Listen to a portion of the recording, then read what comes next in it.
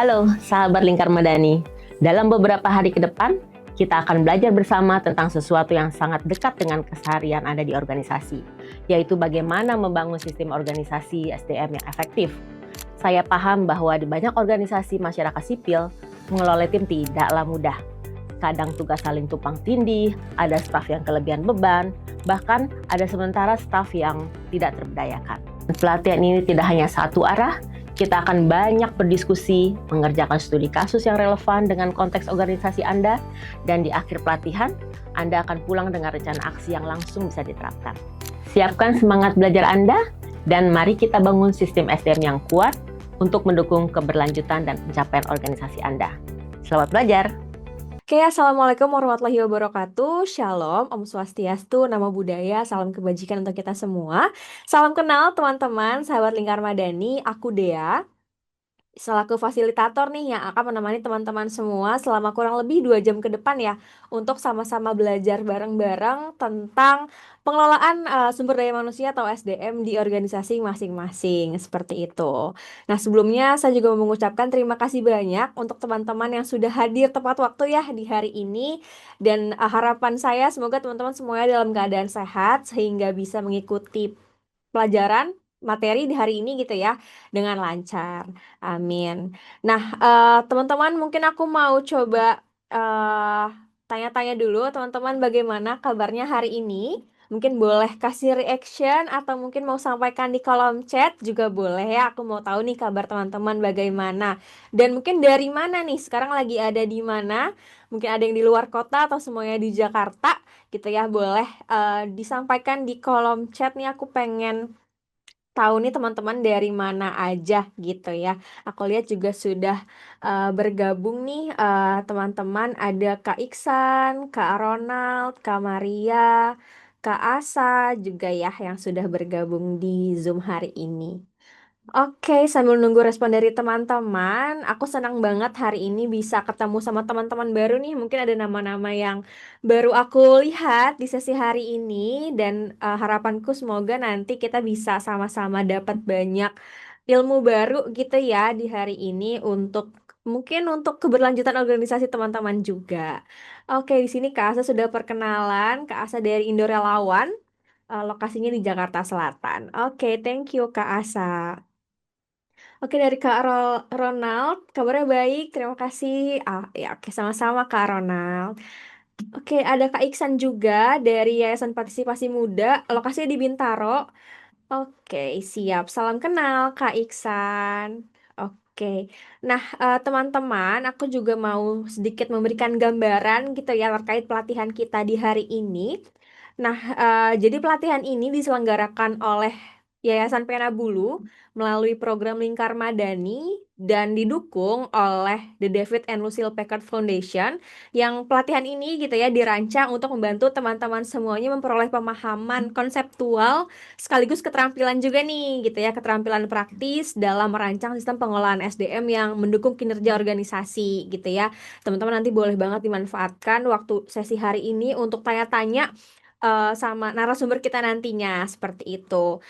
Dan bertujuan juga nih sesi kita hari ini untuk mendukung teman-teman organisasi teman-teman semuanya untuk mencapai tujuan program-programnya seperti itu. Dan melalui pelatihan ini juga teman-teman diharapkan nanti setelahnya gitu ya, setelah 4 sesi kita akan coba belajar bareng-bareng, diharapkan mampu memahami pengelolaan sumber daya manusia sebagai fungsi strategis yang mendukung efektivitas, akuntabilitas, dan keberlanjutan organisasi. Teman-teman juga nantinya bisa mengidentifikasi nih dan merancang komponen dasar sistem pengelolaan SDM yang terstruktur, yang inklusif juga, dan sesuai dengan kebutuhan organisasi. Teman-teman juga nanti semoga gitu ya setelah ini bisa apa namanya menyusun dan mengimplementasikan juga perangkat dasar pengelolaan SDM yang meliputi standar job description, terus juga nanti mekanisme rekrutmen seperti apa gitu ya, dan analisis beban kerja. Lalu teman-teman juga nanti bisa merancang gitu ya rencana tindak lanjutnya, action plan-nya yang realistis dan terukur, yang nantinya bisa memperkuat sistem pengelolaan SDM nih di organisasi teman-teman semuanya. Seperti itu. Nah, sebelum itu nih teman-teman, tadi aku udah kenalan. Di sini juga tadi di kolom chat juga ada tambahan nih dari Kak Maria. dari Yayasan Ekonusa. Oh, lokasinya di Jakarta Pusat. Oke. Nah, udah kenalan semua nih tadi di kolom chat.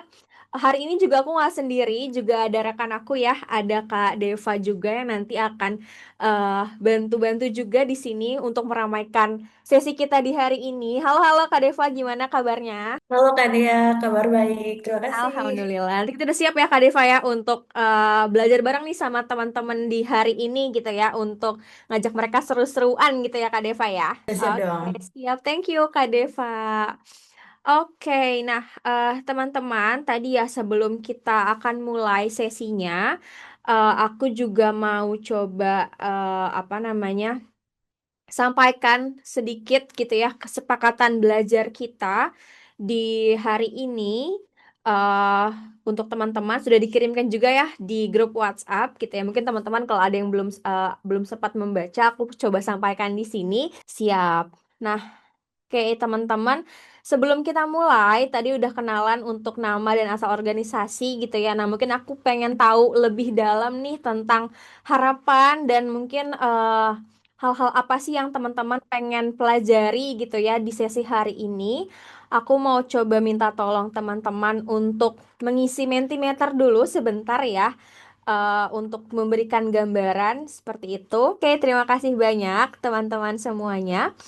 Nah, kita bisa lanjut gitu ya, teman-teman. Tadi aku udah sampaikan kesepakatan belajar, juga sudah aku sampaikan juga tadi untuk check-innya nih buat tahu teman-teman lebih dalam seperti apa. Nah, kita mungkin bisa masuk ke pretest dulu ya. Kita akan ada pretest dulu sebentar. Mungkin boleh dibantu share linknya ya. Boleh bantu share linknya di kolom chat. Dan tim media mungkin boleh bantu untuk share screen. Oke, ini sudah bisa dikirimkan di kolom chat sebentar. Oke, kita akan ada pretest sedikit aja teman-teman, sekitar 10 soal gitu ya. Teman-teman bisa mengisi untuk pretestnya. Nah, itu sudah dibantu dikirimkan sama Kak Deva. Untuk link pretestnya ya teman-teman bisa coba dibantu untuk isi linknya untuk kita tahu kira-kira gimana nih gitu. Pretest sudah teman-teman sudah isi ya. Terima kasih banyak yang sudah mengisi pretestnya. Semoga nanti setelah ini bisa dapat banyak insight dari narasumber kita gitu ya.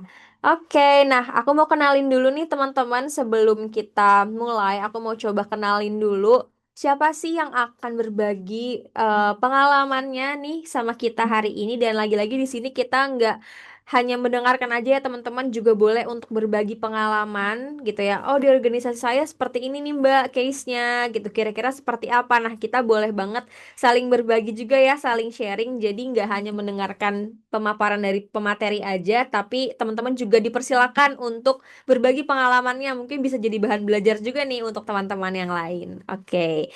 Nah, aku mau coba kenalin pengajar kita hari ini ada Mbak Alia Tiska. Bisa dipanggil Mbak Alia. Mbak Alia sudah amankah? Coba kita panggil dulu Mbak Alia. Oke, siap. Mbak Alia sudah hadir. Oke, aku mau kenalin Mbak Alia sedikit nih ya, teman-teman ya.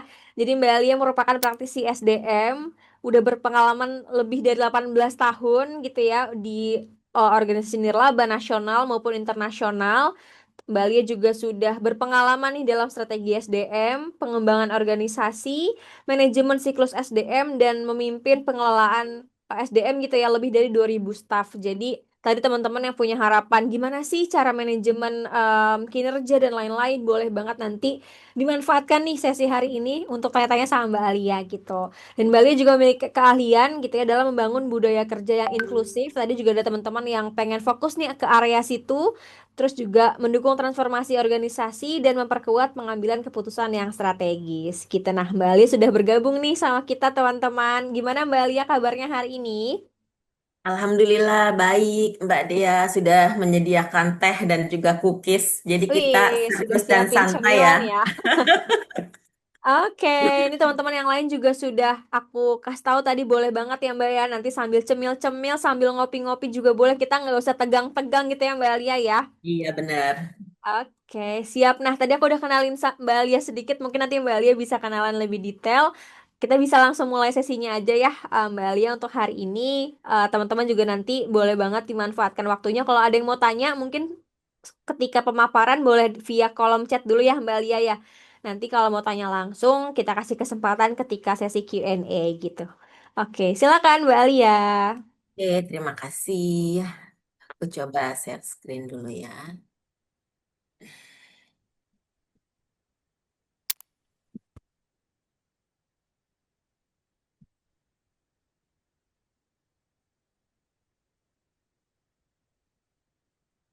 Sudah terlihat belum Mbak Dea? Sudah, mungkin boleh di full screen kali ya, Mbak ya. Full screen-nya. Yang di bawah situ sepertinya yang deket zoom in zoom out atasnya ya.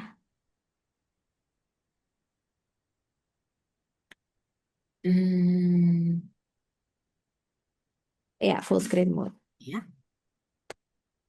Oke. Ya, oke, selamat pagi, selamat pagi teman-teman semua. Senang tadi mendengar, saya juga baca-baca chatnya ya teman-teman dari mana saja. Dan kita akan belajar 4 sesi. Jadi kalau tadi saya coba sudah catat juga gitu, teman-teman ada di Menti apa yang diharapkan, terus kira-kira challenge-nya atau tantangannya apa, kemudian yang diharapkan juga apa. Coba kita kupas, jadi sistemnya kita belajar, terus kita juga banyak nanti berdiskusi. Kalau misalnya di tengah-tengah pemaparan saya nanti bisa di chat ya, bisa apa namanya, bertanya lewat chat atau nanti ditahan dulu, nanti pada saat selesai sesi bisa open mic gitu ya. Oke, tadi sudah disampaikan ke Mbak Dia, jadi saya sebagai praktisi HR, saya sudah bekerja di 18 tahun di HR-nya sendiri. Kemudian di lembaga profit global dan juga nasional. Jadi ada Oxfam, ada International Federation Red Cross, ada Red Cross Indonesia, ada British Council, kemudian juga beberapa konsultan work untuk NGO-NGO lokal, dan pernah juga bekerja di korporasi. Gitu. Jadi eh, itu pengalaman saya. Kalau mau kita apa namanya terhubung bisa lewat LinkedIn juga boleh. Nah, ini jadi kita ada 4 sesi, jadi sesinya lumayan banyak. Jadi saya harap kita semangat terus dari sesi pertama sampai sesi keempat. Nanti di minggu ini 2 sesi, minggu depannya 2 sesi lagi. Jadi saya coba merangkum dari berdasarkan diskusi dengan pihak Lingkar Madani ya. Jadi akan ada 4 sesi. Kalau sesi yang sekarang ini sebenarnya kita membicarakan perencanaan dan pemetaan peran HR dulu sebagai fungsi strategis. Tadi juga ada pertanyaan pengelolaan, belum ada pengelolaan SDM-nya gitu ya. Kemudian kualifikasi SDM-nya seperti apa sih gitu kan? Sistemnya seperti apa sih gitu. Kayaknya hal-hal itu nanti bisa coba kita jawab di sesi ini. Kemudian tadi juga ada yang bertanya tentang melakukan coaching gitu ya. Coaching, kemudian standar rekrutmen, performance management, manajemen kinerja, pelatihan, learning and development, kemudian kalau di riset dan edukasi yayasan itu seperti apa, dan banyak juga bicara tentang SOP. Nah, kalau itu nanti akan di besok sesi kedua itu lebih kepada penyusunan job desk dan perencanaan, kemudian minggu depannya hari Rabu baru kita nanti akan bicara mengenai rekrutmen. Tapi saya sampaikan di sini rekrutmennya safe rekrutmen, jadi rekrutmen yang aman sesuai dengan standar-standar dan value-value organisasi. Kemudian di sesi 3 Rabu depan juga akan ada manajemen kinerja yang tadi juga ada beberapa yang teman-teman sudah ini ya sudah sampaikan, dan analisis jabatan nih di sesi terakhir lingkungan kerja yang inklusif itu seperti apa, bagaimana peran HR untuk mendukung adanya lingkungan kerja yang inklusif dan rencana aksi organisasi. Jadi diharapkan pada saat 4 kali pembelajaran ini teman-teman sudah bisa membuat rencana atau aksi organisasi atau action plan mau ngapain nih di 3 sampai 6 bulan ke depan gitu ya. Jadi saya harap untuk kita fokus, santai, dan juga banyak bertanya boleh, dan kita akan coba kontekstual. Gitu, eh, teman-teman. Ini tujuan pembelajarannya kita memahami fungsi SDM karena tadi juga saya sudah catat ya harapan teman-teman. Jadi untuk materi-materi ke depannya mungkin saya akan lebih perkuat dari pertanyaan-pertanyaan dan harapan teman-teman semua. Semoga menjawab. Dan untuk sejujurnya gitu ya, teman-teman, agenda 4 sesi ini akan garis besar supaya teman-teman mengerti apa sih arti rekrutmen gitu. Karena memang kalau misalnya sesi rekrutmen sendiri itu biasanya memakan waktu 3 hari full gitu ya. Terus manajemen kinerja itu bisa 1 hari full gitu. Terus analisis jabatan apalagi gitu kan, itu bisa 5 hari full gitu kan. Karena harus dari sisi teori, penerapan, kontekstual organisasi. Tapi ini dicoba dikemas untuk teman-teman jadi tahu oh kayaknya kita mau ini deh ke depannya gitu ya. Jadi lebih ke arah sana. Dan semoga menjawab juga. Terus kalau misalnya saya bicara agak cepat, tolong Mbak Dea diingatkan. Kadang-kadang saya bicara suka agak cepat. Saya coba ini ya, hmm, eh, perlambat ucapannya. Oke, agenda pelatihan tadi saya sudah. Itu juga kita ada diskusi kelompok. Kalau nggak salah di sini ada 6 organisasi ya, Mbak Dea.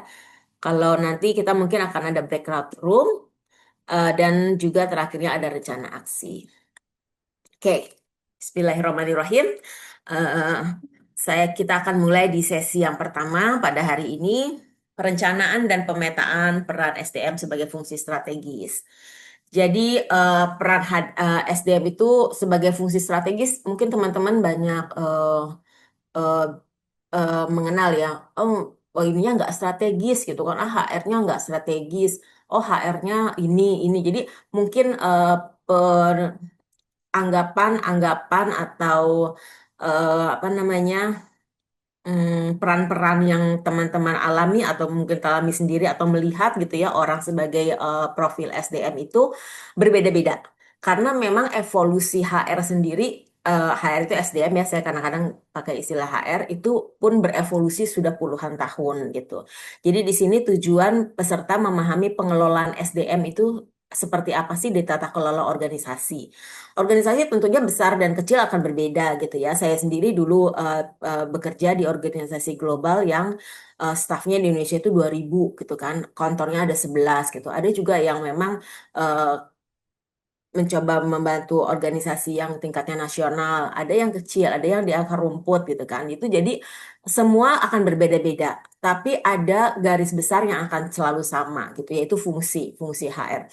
Fungsi HR-nya sendiri pun nanti akan dibeda-bedakan lagi. Mau fungsi HR pilih yang mana nih gitu kan. Yang sesuai tentunya dengan visi dan misi organisasi. Oke. Kemudian tadi pretest sudah, dan nanti kita akan komparasi ya antara pretest dan post-test.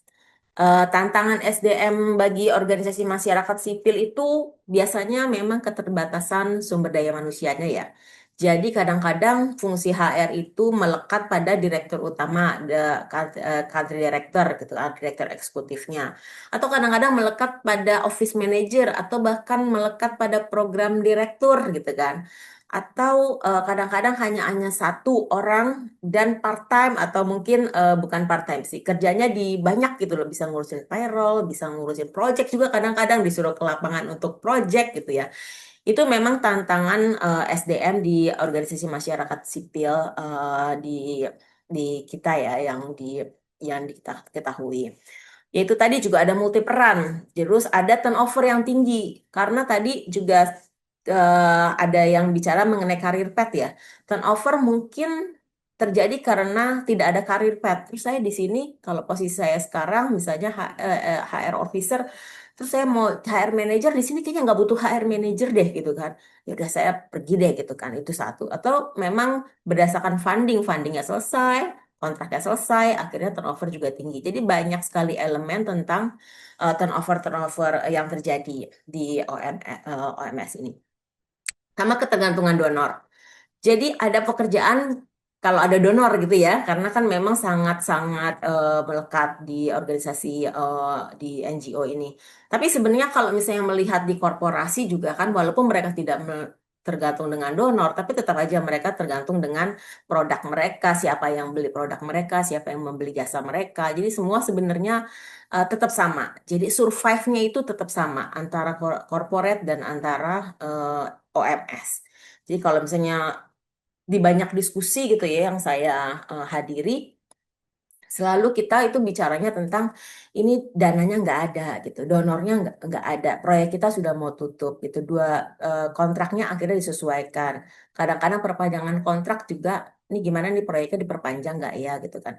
Jadi di situ sebenarnya ada peran HR yang harus ikut berpikir mau bagaimana nih organisasi gitu. Karena memang kita juga tidak bisa terus-terus berfokus gitu ya, karena kita tergantung sama donor. Kalau dilihat di korporasi pun mereka juga banyak tergantung terhadap hal-hal lain gitu kan. Mengapa sih SDM itu strategis gitu? Kalau dibilang strategis, SDM itu harus posisi yang strategis atau fungsinya itu strategis. Karena apa? Karena kita mengelola manusia gitu ya. Mengelola manusia sebagai aset utama organisasi. Jadi harus difikirkan apalagi di lingkup OMS ini, kerja-kerja kita itu kan untuk sosial ya, untuk masyarakat gitu kan, untuk benefit, untuk komunitas gitu. Terus kita juga yang harus utama, kita harus mementingkan kepentingan staf internal juga gitu. Bagaimana kita bisa bekerja secara efektif, membantu dengan penuh gairah gitu ya, dengan penuh gairah dan semangat untuk masyarakat. Tapi di organisasi kita sendiri, kita pun perlu melihat ini staf itu sebagai aset utama, jadi aset utama dari organisasi apapun jenisnya. Kemudian SDM itu mendukung visi dan misi organisasi. Jadi dalam fungsi SDM, kita harus mengetahui organisasi sebenarnya arahnya mau kemana sih gitu. Apakah ada arah organisasi jangka panjang? Apa organisasi jangka panjangnya? Apa arah organisasi dalam tahunannya? Nah itu SDM itu harus tahu, gitu. Harus tahu apa namanya arah organisasi mau kemana. Sehingga pada saat SDM itu tahu arah organisasi mau kemana, maka personil SDM itu bisa mengartikulasi kebutuhan SDM, strateginya mau dibawa kemana gitu. Jadi memang tidak hanya melihat misalnya gini, rekrut dong staff 3 gitu ya untuk finance gitu kan. Seharusnya SDM itu sudah tahu sebelum ada perekrutan, dan SDM itu harus yang memberikan advice atau rekomendasi, diskusi kepada pihak manajemen itu untuk kita tuh perlunya 2 SDM, kita tuh perlunya 3. Nah itu jadi SDM itu harus mengetahui dari awal gitu dan ikut di diskusi dari awal. Saya selalu dalam dimanapun saya kerja dan pada saat banyak diskusi-diskusi gitu ya, ini SDM-nya dilibatkan nggak? HR-nya dilibatkan nggak? Karena begitu tidak dilibatkan, maka akan menjalankan proses administrasi saja. Tapi itu pun akan berbeda-beda ya. Kalau misalnya nggak ada orangnya, Mbak, gitu kan. Tapi fungsinya harus ada gitu. Karena dengan keterbatasan yang tadi, nggak ada donor, nggak ada apa gitu ya, orangnya cuma sedikit. Nggak apa-apa, nanti bisa di-tailor, tapi fungsi SDM sebagai bagian yang strategis itu harus tetap ada. Gitu. Kenapa sih itu penting gitu kan? Ya karena nanti ini akan memberikan dampak kepada program. Jadi program ya, orang project akan fokus terhadap program delivery, di mana HR-nya itu, SDM-nya sudah benar-benar mengakomodir semua kepentingan. Misalnya project akan dimulai 1 Agustus. HRD-nya tuh sudah tahu dari mulai perencanaan proposal project. Jadi pada saat proposal project dilakukan, itu orang HR sudah harus ada di situ. Gitu sehingga project yang mau di tap in apa sih projectnya? Oh, projectnya ini gitu. Oh, nilainya segini. Core-nya apa nih? Jenis core-nya. Oh, core-nya itu tentang kesehatan misalnya gitu kan. Oh, jumlah budgetnya sekian, lama fase projectnya sekian. HRD udah harus mikir nih, oh berarti saya harus nyari orang-orang yang memiliki kompetensi kesehatan gitu kan. Oh, berarti saya akan mengiklankan di sini gitu. Jadi akan mengartikulasi pada saat nanti projectnya kick off di tanggal 1 Agustus misalnya, itu semua orangnya udah ada gitu. Orangnya udah standby, semuanya ada, rekrutmennya sudah lancar. Karena apa? Karena memang dilibatkan dari awal. Tuh. Jadi dampak program pun akan tercapai gitu ya, sehingga visi misi organisasi pun secara keseluruhan akan tercapai. Disitulah peran HRD dianggap sebagai peran HRD yang memiliki posisi yang strategis. Kemudian SDM dan tata kelola gitu kan. Jadi tata kelola SDM itu tadi juga banyak teman-teman yang menyampaikan tentang SOP ya, SOP, pembuatan SOP gitu kan. Itu bagian juga dari tata kelola. Untuk apa sih sebenarnya? Untuk akuntabilitas gitu. Jadi semua dokumentasi itu diperlukan untuk adanya akuntabilitas, terus tadi transparansi, sehingga kenapa sih proses rekrutmen yang ini kok berbeda dengan yang ini gitu kan? Kenapa sih penggajian yang ini kok berbeda dengan yang ini? Terus kenapa sih apa namanya yang ini boleh absen, yang ini kok nggak boleh absen gitu, nggak perlu absen, atau yang ini dapat day off, yang ini nggak dapat gitu kan? Itu semua harus transparansi dalam bentuk SOP. Walaupun nanti akan dilihat lagi, mungkin saya perlu nanti teman-teman bisa di chat kira-kira jumlah staff secara keseluruhan di organisasi teman-teman ada berapa gitu ya, bisa lewat chat aja. Biar saya juga tahu kira-kira nanti akan seperti apa dalam pembentukan SOP gitu ya. Kemudian kepatuhan. Jadi kepatuhan HRD itu kalau kita sudah punya kebijakan yang ajak gitu istilahnya, maka ya udah jadi nggak perlu memikirkan lagi pada saat ada kasus ini jadi gimana ya, akhirnya diskusi gitu ya ke tingkat yang lebih tinggi ke direkturnya, Pak ini ada proses kayak gini-gini gimana, akhirnya keputusan itu sangat keputusan yang ad hoc gitu ya, yang ad hoc dan itu harus dihindari. Tapi pada saat kita sudah punya bukunya, kitabnya gitu kan, SOP-nya, maka semua itu sudah ada dan sudah harus dijalanin gitu. Dan biar juga semuanya berkelanjutan, siapapun HRD-nya yang memerankan HRD, misalnya orangnya ganti-ganti, tadi kita juga bicara soal turnover, ya tetap aja akan sama, akan standar sistemnya gitu, karena memang semuanya sudah terdokumentasi dengan baik dan aplikatif gitu, jangan lupa harus aplikatif. Jadi teman-teman kalau sekarang apalagi dunianya sangat digital gitu ya, tinggal tanya aja gitu kan ke online, saya mau SOP rekrutmen gitu kan, itu akan keluar sangat banyak gitu kan, itu sangat membantu gitu kan. Tapi apakah itu hanya untuk membantu gitu ya, tapi teman-teman harus benar-benar mengkontekstualisasikan di organisasi teman-teman sendiri gitu. Namun pasti ada benang merah yang tetap sama gitu. Dan sekompleksnya itu seperti apa, itu teman-teman nantinya akan lebih tahu berdasarkan karakteristik organisasi masing-masing. Gitu. Kemudian siklus pengelolaan SDM itu ini siklusnya itu harus ada 5 ya. Yang pertama perencanaan seperti tadi saya sampaikan bahwa pada saat organisasi ingin buat proposal, project proposal gitu kan, project proposal karena entah mencari project atau ada diundang untuk submit project gitu ya, itu HRD sudah harus harus masuk di situ. Karena apa? Karena pada saat membuat project proposal pasti kan akan memberikan budget ya. Budget, nah HRD itu harus lihat tuh budget untuk HRD ada gak misalnya gitu kan. Budget untuk saya ada gak learning development gitu. Tadi juga ada yang disampaikan tentang learning. Ada gak masuk ke project gitu kan. Terus misalnya budget untuk safeguarding ada gak. Terus rekrutmen, kalau memang rekrutmen ternyata perlu perlu dana, ada gak dimasukin di project proposal gitu. Itu jadi di situ perencanaan awal pada saat project itu belum mulai itu HRD sudah harus masuk gitu kan, karena harus mensecure memastikan bahwa HRD itu memiliki peran sehingga project yang akan dijalankan itu juga kualitasnya mumpuni gitu kan, tidak di apa di di dimasukkan HRD itu di akhir-akhir gitu.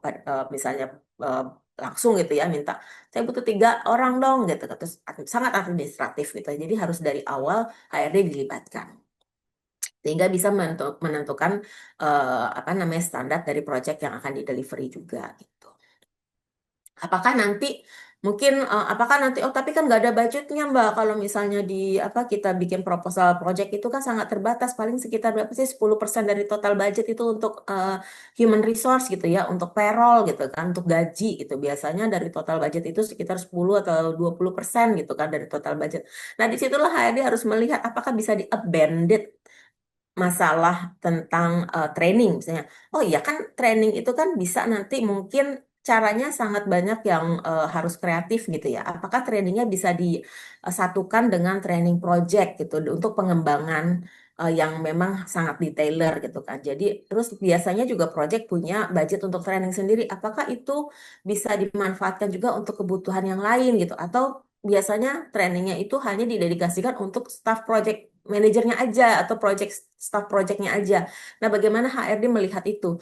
Di project yang A, oh dia ada budget training nih. Di project yang B ada budget training. Mengapa HRD, kalau misalnya HRD tahu semua project yang akan terjadi di organisasi, maka HRD itu bisa melihat, oh marilah kita buatkan memformulasikan learning development training agenda dengan chip in dari beberapa project. Dan itu semuanya harus compliance berdasarkan donor requirement tentunya. Tapi itu semua bisa dikreatifkan sehingga memenuhi standar dan HRD-nya juga ikut berperan gitu dalam suksesnya suatu project. Itu ya. Jadi mengapa SDM itu harus terlibat di perencanaan. Kemudian setelah perencanaan kita merekrut kan, biasanya butuh orang merekrut. Nah ini juga sebenarnya sangat perlu kreativitas ya. Apakah rekrutmennya itu mau full time? Apakah mau part time? Atau mau daily staff? Atau sekarang itu banyak mengkapasitaskan intern, magang, tapi apakah ini sesuai dengan kaidah-kaidah tadi, GETSI ya. Kita harus melihat ini sosial inklusinya ada gak nih, ini ada fairness-nya gak nih gitu. Itu semua HRD harus mikir dari awal nih, tipenya apa tuh saya kira-kira mau merekrut orang dari mana gitu kan. Yang harus matching dengan nilai-nilai organisasi gitu. Karena tiap organisasi itu berbeda dan teman-teman harus bisa benar-benar melihat value organisasi itu sebagai aset gitu. Jadi kalau misalnya saya kerja di organisasi humanitarian gitu ya, itu pun jadi nilai tambah gitu kan. Pekerjaan di humanitarian kalian akan menjadi bagian dari pergerakan global gitu kan untuk kemanusiaan gitu kan. Itu kan suatu value yang memang sangat apa ya? Sangat tinggi sebenarnya gitu kan. Tapi bagaimana kita menyasar perekrutan pun ya harus dilihat pasarnya memang orang-orang yang akan mengapresiate value itu gitu. Kalau misalnya kita mencari marketnya berbeda gitu ya, akhirnya apa? Akhirnya turnover juga akan tinggi gitu. Jadi memang harus dilihat.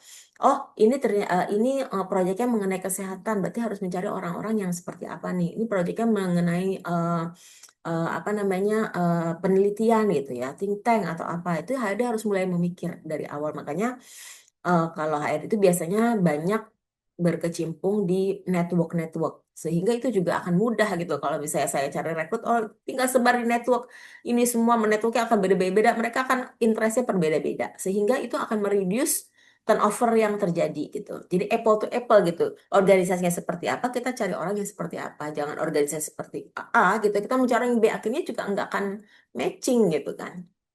Gitu. Kemudian pengembangan setelah stafnya direkrut, pastikan kita perlu dikembangkan. Kenapa sih perlu dikembangkan? Saya selalu bilang gini, we are not hiring angel gitu ya. Kita nggak meng-hire orang yang memang harus bisa semua gitu. Nggak meng-hire orang yang bisa ahli dalam semua bidang. Kalau menurut saya itu pasti orang akan punya kriteria khusus gitu ya, atau skill khusus yang memang dia dalami gitu kan. Jadi pengembangan karyawan itu perlu di situ. Tapi biasanya kalau misalnya OMS itu yang memang skalanya middle ke bawah gitu ya, menengah kecil, kecil menengah gitu kan, ya memang campur aduk gitu kan, semuanya dikerjakan semua, enggak apa-apa juga. Tapi harus dilihat sebenarnya core utamanya apa. Gitu. Itu nanti terus yang dikembangkan apa. Jadi sebagai HR juga sebenarnya gini, pada saat kita mengembangkan staff gitu ya, biaya untuk pengembangan staff itu apakah lebih tinggi dibandingkan kita meng-hire orang yang memang sudah memiliki skill yang memang dibutuhkan gitu. Misalnya saya sebagai praktisi ya HR gitu kan, ada beberapa HR itu kan besar ya, ada beberapa scope HR yang memang saya dalami gitu ya, organizational development, performance management, talent gitu kan, change organization change kayak gitu-gitu ya. Terus budget, tapi pada saat saya menjadi posisi HR itu saya juga harus mengelola budget gitu kan yang tidak sedikit juga gitu. Karena tadi dari awal saya sudah secure di budget untuk HR adalah ABC gitu kan. Terus tiba-tiba saya ditempatkan untuk membantu finance yang memang beda banget gitu ya sama suatu orang. Apakah eh, efektif untuk mengembangkan diri saya di finance dibandingkan dengan meng-hire orang finance gitu. Investasinya itu sebenarnya seperti apa sih? Jangan-jangan dengan meng-hire orang yang spesifik di talent tertentu itu hasil pekerjaannya akan jauh gitu. Misalnya orang udah memang ininya finance, apa namanya, jagonya finance, dia mengerjakan seperti yang sangat besar, menganalisa keuangan bisa dalam waktu 1 jam. Tapi orang yang dikembangkan, yang kamu bisa gitu, kamu pasti bisa, terus dia dilakukan pengembangan training dan lain-lain, ternyata pada saat dia diberi pekerjaan yang sama membutuhkan waktu yang sangat besar gitu, yang sangat banyak gitu kan. Terus HR harus menimbang nih investasinya kira-kira worth it gak ya untuk dijalankan gitu. Jadi HR juga harus melihat disitulah pentingnya seorang HR itu melihat dari proses awal gitu. Orangnya siapa sih sebenarnya yang mau kita hire? Apakah yang kita hire itu mau yang bisa mengerjakan semua? Ya dicari orang-orang yang memang generalis atau orang yang benar-benar sangat spesifik gitu. Karena itu akan mempengaruhi kinerja organisasi secara keseluruhan. Jadi di situ peran HR juga harus muncul pada saat pengembangan karyawan. Terus kalau dibilang pengembangan karyawan, sebenarnya mungkin ada di mindset banyak orang gitu ya, training gitu kan. Training terus trainingnya offline. Oh di Indonesia atau oh di luar negeri gitu kan, atau platform online gitu kan. Itu pun juga ada formulanya. Ada formula baku tentang pengembangan pengembangan staff development gitu ya. Itu ada yang namanya metodologi 70 30 20 30. Jadi 70 20 30 tuh maksudnya apa? Penyerapan yang sangat maksimal pada saat orang melakukan pembelajaran itu 70%-nya itu pada saat dia mengerjakan. Gitu misalnya eh mau disuruh mengerjakan tentang ini deh, tentang HR gitu ya, tentang rekrutmen gitu kan. Dia nggak punya pengalaman rekrutmen. Terus dia di training rekrutmen, tapi dia disuruh ngerjain rekrutmennya langsung. Itu menurut teori, dan teori ini sudah bertahan berpuluh-puluh tahun, teori 70-20-10 methodology, itu masih relevan sampai sekarang. Jadi pada saat dia disuruh mengerjakan langsung tentang rekrutmen, maka penyerapannya jadi penyerapan itu peningkatan kapasitas orang yang disuruh yang diberikan peran itu bahkan bertambah 70% gitu pada saat dia mengerjakan. Terus 20%-nya dari mana dong?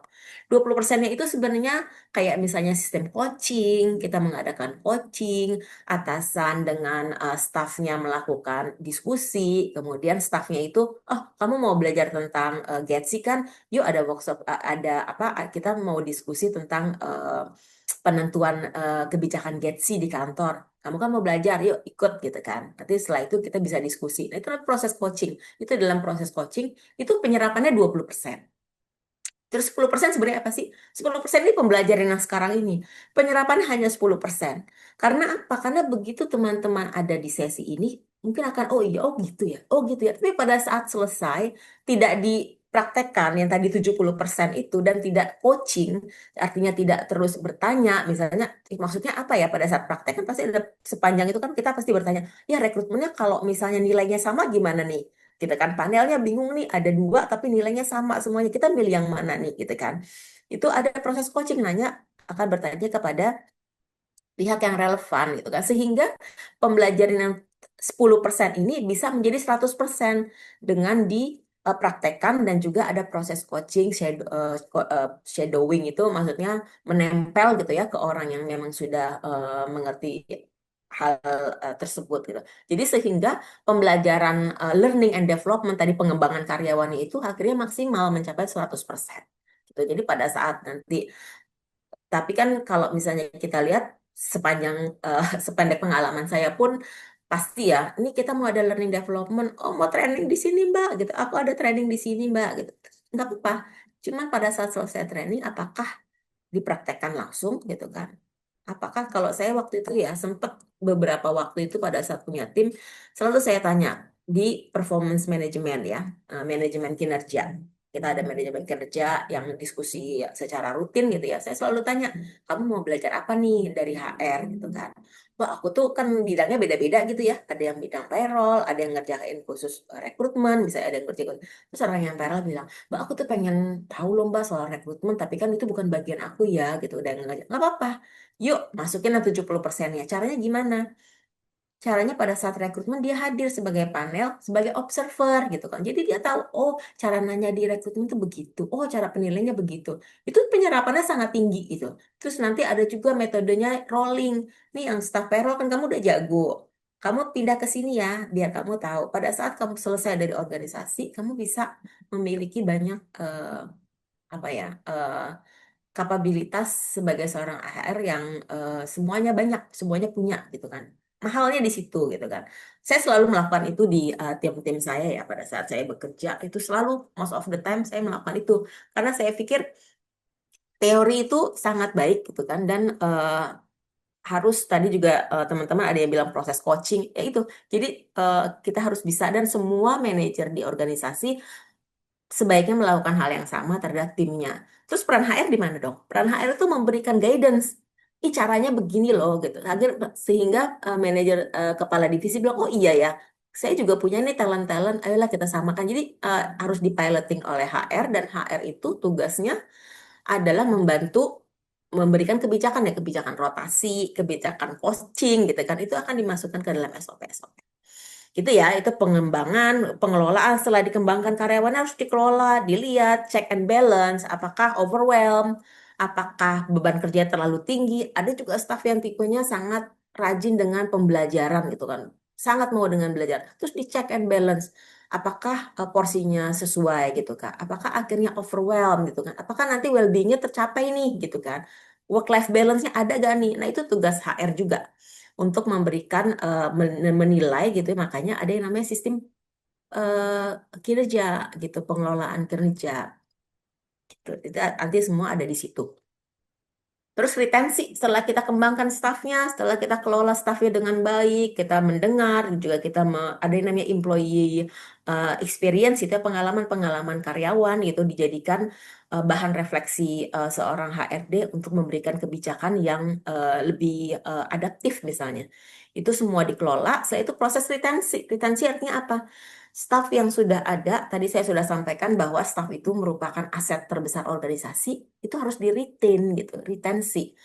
Retensi karyawan itu juga salah satu peran HR yang harus ada gitu kan. Bagaimana cara meretain staff. Tapi kan Mbak, kalau di dunia OMS ini kan kita staff itu ini berdasarkan kontrak. Kontraknya kan berdasarkan project, hanya 1 tahun gitu kan. Terus setelah itu kita udah projectnya beda lagi, kita hire orang lagi gitu kan. Nah disitulah HRD juga harus apa namanya cermat dan kreatif gitu ya. Karena retensi, mungkin akhirnya retensi yang dimaksud adalah bagaimana selama project cycle itu yang 2 tahun, staff itu kaya akan ilmu gitu, kaya akan pengalaman. Sehingga pada saat dia selesai project, dia akhirnya bisa kita berikan posisi yang berbeda gitu kan. Entah dari sisi leadership, entah apa, itu semua kayak tadi pakai metode 70-20-10 tadi. Atau kalau memang tidak ada, benar-benar tidak ada posisi lagi, ya berarti kan dia akan kaya di organisasi yang lain gitu kan. Itu juga nggak apa-apa sih. Pada saat nanti ada posisi yang sama, dia akan masuk lagi ke organisasi kita gitu kan. Jadi jenis retensi itu sangat sangat dinamis ya. Kita juga harus sangat realistis gitu terhadap keadaan ekosistemnya OMS. Itu yang harus dipikirkan oleh HR. Gitu. Kemudian ini ada struktur SDM. Kalau struktur SDM itu sebenarnya elemennya ini ya, ada yang namanya mungkin teman-teman suka dengar HR leadership team atau sekarang istilahnya HR business partner. Oh dia tuh HRBP posisinya gitu kan. Terus oh posisinya tuh dia people and culture gitu kan. Oh dia posisinya HR manager gitu. Oh posisinya dia personalia gitu kan.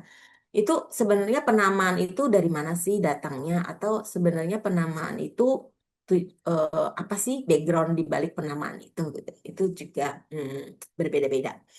Tapi pada dasarnya struktur HR itu menyangkut ini. Jadi ada HR leadership team, itu fokusnya dia memperkuat satu budaya, memastikan konsistensi, standarisasi, dan mengukur nilai. Jadi HR dia tadi, pada saat membuat SOP, kita juga harus tahu sebenarnya budaya organisasi itu apa sih gitu. nilai-nilai organisasi itu apa sih, sehingga itu semua diturunkan dalam bentuk SOP. Gitu. Misalnya, oh SOP organisasi ini anti diskriminasi gitu ya terhadap non diskriminasi organization gitu kan. Berarti pada saat perekrutan bagaimana si HR ini merangkum semua perekrutan supaya inklusif gitu. Inklusif dari kalau dulu saya selalu rutin gitu ya ada data. Jadi ke HRD itu ada yang namanya staff survey gitu kan. Staff survey termasuk pengkoleksian data. Jadi di antara semua staff yang ada sebenarnya kita representatif gak sih? Ada gak sih yang staff dari Timur? Ada gak sih yang kok dari Jawa aja? Ada gak sih yang people with disability? Ada gak sih yang ini gitu? Itu semua kita lihat data. Data itu untuk apa sih? Data itu untuk akhirnya HRD membuat keputusan dalam bentuk SOP. Oh, berarti kita harus lebih inklusif nih. Kayaknya kok kita nggak ada ya teman-teman kita nih yang representatif dari ini. Itu walaupun akhirnya itu tercapai atau tidak, paling tidak eh, apa ya ruang itu dibuka gitu. Ini people with disability. Bahkan waktu itu saya pernah pada saat kantor kita pindah gitu ya, pada saat kantor kita pindah, desain kantor itu tim HRD juga masuk gitu ya. Kita harus bilang desain kantornya itu harus inklusif ya gitu. Karena kalau kita punya staff yang with disability, ya kita harus mengakomodir gitu. Caranya gimana? Itu HRD bekerja sama dengan salah satu institut disability, dia nanti datang gitu ya dengan kursi roda gitu, dengan ya kursi roda, dia datang dari mulai dia masuk, jadi dia assessment gitu, dari mulai dia masuk ke ruangan, dia mencet belnya kira-kira nyampe nggak tangannya gitu kan, karena kan dia pakai kursi roda, ketinggian nggak gitu, terus masuk dia langsung, terus masuk ke toiletnya, kira-kira toiletnya nyaman nggak buat masuk kursi roda, pintunya cukup nggak, nah itu yang itu yang dimaksud dengan HRD yang berdasarkan value driven gitu. Jadi HR yang memang dalam membuat SOP itu selalu berdasarkan value-value organisasi gitu. Kalau organisasinya mempunyai value non-diskriminatif, inklusi gitu kan, itu HRD-nya ambil bagiannya gitu. Nanti finance akan mengambil bagian dari finance, logistik juga punya bagiannya sendiri. Jadi HR akan berpikir di portfolionya dia gitu. Oh, kita mau pindah kantor tuh. Oke, HRD langsung tuh HRD-nya, oh saya mau yang gini gini gini. Caranya gimana? Oh ya nih bekerja sama, coba kita assessment gitu kan. Jadi sehingga pada saat akhirnya kita punya staff yang memakai kursi roda segala macam semuanya nyaman gitu. Karena balik lagi tadi kan manusia itu staff itu bagian aset organisasi yang terbesar gitu kan. Jadi mungkin kalau teman-teman bilang, ya kebijakan yang inklusif tuh apa sih di HRD ngapain dong? Nah itu, jadi pada saat setiap manajemen membuat keputusan, HRD hadir di situ dan HRD harus berpikir ranahnya saya apa ya gitu. Apa nih sumbangsi saya untuk menciptakan apa namanya kebijakan yang memang HRD harus turut andil di situ. Jadi sangat banyak gitu ya, itu salah satu contoh yang kecil gitu kan. Gitu teman-teman. Terus ada juga HR business partner. Kalau teman-teman bisa pernah dengar HR business partner itu apa sih? Biasanya itu kalau posisinya HRBP itu menghubungkan SDM dengan program. Jadi bagaimana seorang HRD itu harus bisa berpartner dengan orang program, berpartner dengan manajemen, berpartner dengan bagian support yang lain gitu kan. Menjembatani karena kan kalau HRD itu kan sebenarnya fungsinya itu support ya. Kalau tidak ada program ya nggak ada HRD kan, gitu kan. Kalau kita nggak ada project ya nggak ada orang HRD, ya nggak ada orang finance, ya nggak ada orang admin, nggak ada orang logistik. Jadi memang HRD itu berada di ranahnya support. Sedangkan di program ini core dari organisasi, organisasinya mau buat project apa. Tapi dengan nah disitulah HRD itu harus berdampingan. Program itu untuk mencapai tujuan program, saya mau bantuin ini loh gitu kan, saya perlu ini, kamu mau ngerjain ini kan, kamu mau proyeknya selesainya di sini kan, sini bagian HR-nya saya ikut andil di bagian A B C D gitu gitu. Jadi HR business partner itu harus mengetahui arah organisasi, lagi-lagi arah organisasi mau kemana, organisasi keperluannya apa, tujuannya mau ngapain, itu nanti HRD akan memikirkan di ranahnya lingkupnya HR sendiri Tapi juga HRD itu selalu ada proses administrasi servis ya. Administrasi servis itu fokus kepada hemat biaya. Gitu kira-kira apa namanya biayanya seperti apa. Yang tadi training staff gitu kan, biayanya berapa yang harus dikelola. Oh, ya tadi metodologi 70-20-10 apakah bisa dikaryakan dengan baik sehingga cost-nya pun kecil gitu kan. Atau sekarang banyak banget platform-platform pelatihan online gitu kan. Itu harus dilihat juga dari HRD. Nanti HRD akan membuat kalender training tahunan. Semua yang untuk online yang tanpa berbayar, linknya semua sudah dilihat dengan kebutuhan organisasi, kebutuhan staff gitu. Itu HRD yang harus melihat gitu. Berdasarkan apa sih? Berpartner lah dengan para manajer di divisi lain gitu kan. Itu jadi nanti akhirnya HRD bisa mengelola sistem training yang memang mumpuni dan fokus kepada biaya dan lain-lain dan pembelian terus juga yang disebut dengan administrative service ya, pemberian layanan pekerja administratif ya, memasukkan payroll, terus filing kayak gitu itu selalu ada di fungsi HRD juga. Kemudian Center of Excellence, apa sih maksudnya? Jadi ini yang lebih kepada spesialis gitu ya. Entah dalam mendesain organisasi itu strukturnya harus seperti apa. Itu HRD harus chip in di situ juga. Atau dengan kesesuaian bisnis. Terus praktek terbaik gitu kan. Praktek terbaik rekrutmen tuh seperti tadi saya sampaikan. Kalau misalnya klik aja, mau dong SOP rekrutmen akan banyak sekali kan. Tapi bagaimana HRD bisa men-tailor itu sesuai dengan kebutuhan organisasi gitu kan. Itu diperlukan keahlian expertise di Center of Excellence itu. Terus kita juga sekarang pembelajaran ya. Jadi tidak harus membuat apa-apa itu dari scratch dari awal. Kita harus belajar dari orang yang sudah mengerjakannya. Misalnya, oh mau buat ini nih, organisasi mana sih yang udah punya gitu kan. Teman-teman makanya tadi saya bilang bernetwork gitu kan. Akhirnya pada saat membuat ini kita bisa nanya, oh kamu punya gak? Jadi kita nggak perlu juga membuat dari awal, tapi kita tailor yaitu mengadaptasikan. Itu akhirnya kita akan jauh lebih efektif dan lebih kaya karena sudah ada pembelajaran dari organisasi lain. Jadi HRD bisa banyak bernetwork atau banyak ikut perkumpulan atau pembelajaran-pembelajaran di tempat lain gitu ya, komunitas-komunitas itu juga sangat membantu pada saat kita ingin membangun suatu sistem dan lain-lain. Bisa juga manfaat terbaik dari organisasi nasional, regionalnya kalau teman-teman punya global organisasi di atasnya gitu ya, atau yang sekomunitas gitu kan, itu bisa saling belajar. Kemudian tadi kalau HR itu kan tadi saya sampaikan ya ada yang namanya HR Direktur sebutannya, ada HRBP, ada PPNC sekarang yaitu People and Culture. Kenapa sih penamaannya kok ada Direktur People and Culture, ada Direktur HR, ada HRBP gitu kan? Itu biasanya penamaan itu tergantung dari organisasinya itu sebenarnya mau fokusnya di bidang HR itu di mana. Kalau misalnya biasanya penamaan HR Manager itu karena lebih peran yang ingin ditekankan gitu ya untuk mencari seorang HR Director itu adalah untuk mengelola SDM sebagai fungsi HR. Terus kalau misalnya HRBP nih, oh kita butuhnya HRBP nih ininya, itu nanti akan diturunkan di job desk ya. HRBP, oh berarti kita perlu orang yang memang bisa mengetahui programnya itu apa sih sehingga HRD-nya bisa bantu dia perlu orang seperti apa, butuh arah organisasi kemana gitu kan. Jadi penyamaannya saya perlunya HRBP gitu kan. Terus ada People and Culture. Berarti People and Culture karena organisasinya itu punya People and Culture Director namanya gitu. Oh karena mungkin dia lebih fokusnya kepada efektivitas proses dan people experience. Dia apa namanya bagaimana si organisasi ini memiliki staf yang banyak dan dia selalu terus-terusan secara kontinu, secara berkesinambungan menganalisa gitu loh melalui staff survei kepuasan. Kita ada namanya kepuasan pelanggan gitu ya kalau di corporate.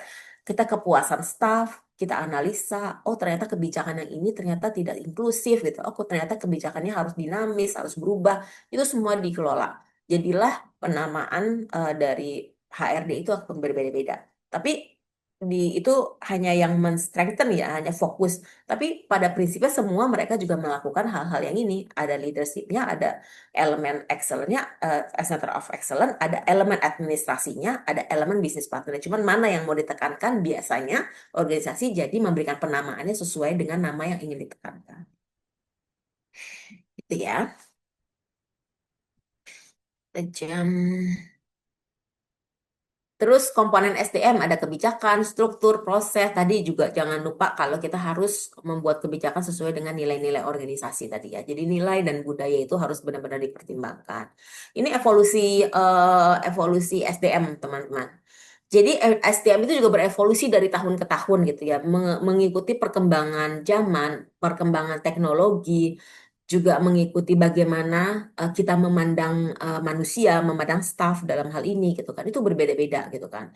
Contoh kecilnya kenapa sih dulu sebenarnya kalau teman-teman lihat kenapa sih apa kita tuh butuh ada yang namanya istilah waktu istirahat di tengah-tengah jam kerja gitu kan, break time gitu kan. Itu juga sebenarnya kan ada historinya gitu ya. Oh, ternyata setelah diteliti kerja 8 jam dulu biasanya kan produksi gitu kan, produksi pabrikan atau apa gitu. Kerja 8 jam orang bisa menghasilkan 1000 tali sepatu gitu kan. Diteliti lagi gitu kan efektivitas. Oh, ternyata pada saat di break ada interval 4 jam terus mereka disuruh minta berhenti, kemudian makan, istirahat dan lain-lain, kemudian nyambung lagi 3 jam, jadi total hanya 7 jam dibandingin 8 jam. Oh, ternyata efektivitasnya bisa menghasilkan 1.500 tali sepatu. Ternyata lebih efektif gitu kan. Jadi orang mulai berpikir yang berbeda-beda. Terus akhirnya sekarang apa? Sekarang banyak organisasi akhirnya oh 35 jam. Itu berdasarkan tidak serta-merta HRD itu membuat kebijakan baru aja gitu, tapi melalui analisa internalnya. Kira-kira yang mana sih gitu kan. Terus ada juga yang sekarang itu tiap Jumat di minggu 2 minggu sekali, tiap Jumat itu diliburkan gitu kan. Ternyata setelah dihitung, jadi kebijakannya semua berdasarkan data driven ya, database decision gitu kan. Berdasarkan data, berdasarkan tadi people experience-nya staff. Sebenarnya keluhan staff atau challenge-nya staff itu apa sih? Commute gitu ya, transportasi. Oh, apakah working from home, hybrid itu lebih efektif?